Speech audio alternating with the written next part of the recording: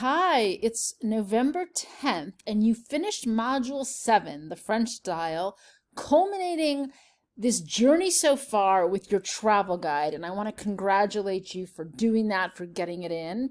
And I am very excited to read and respond to them. I do want you to remember that there are about 40 of you and one of me. So it will take me a little time. Please be patient because I do read them with care and appreciation, and I try to give them my full attention.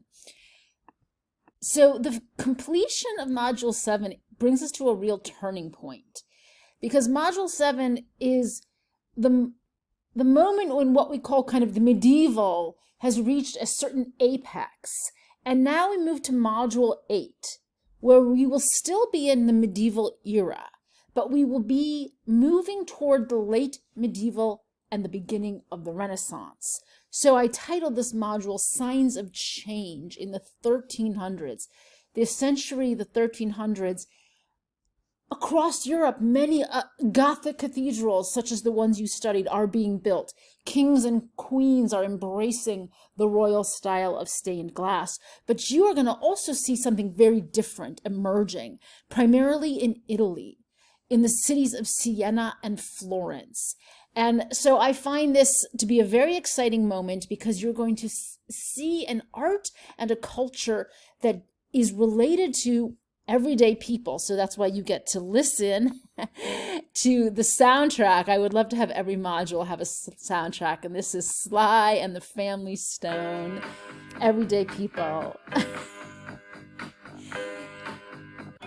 So I love their amazing music, but I'm not going to take the time in this announcement to play the whole song, but I really want you to listen to it.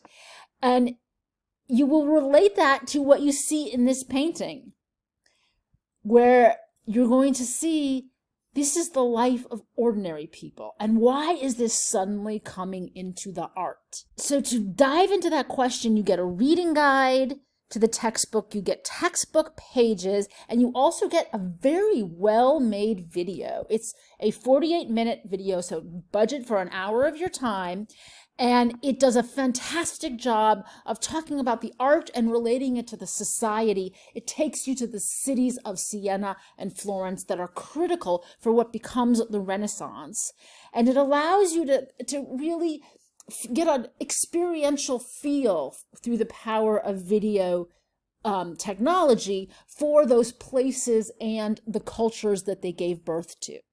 So over the course of this module, you're going to start by watching that video, and you will have a discussion in response to it, which is due on November 13th, with responses always due, of course, 24 hours later. And then you will start to, from there, move into specific artists from these cities in Italy that are the early republics and the center of a different civic culture. And in particular, you will look very closely at this magnificent, memorable, poignant, so profound artist named Giotto, and this great masterwork he did called the Scrovegni Chapel. And that will be your second discussion. In a sense, Giotto is the one who's kick-starting the Renaissance in terms of what it will mean in the realm of painting, in terms of space and bodies and storytelling. And his art is absolutely lovable.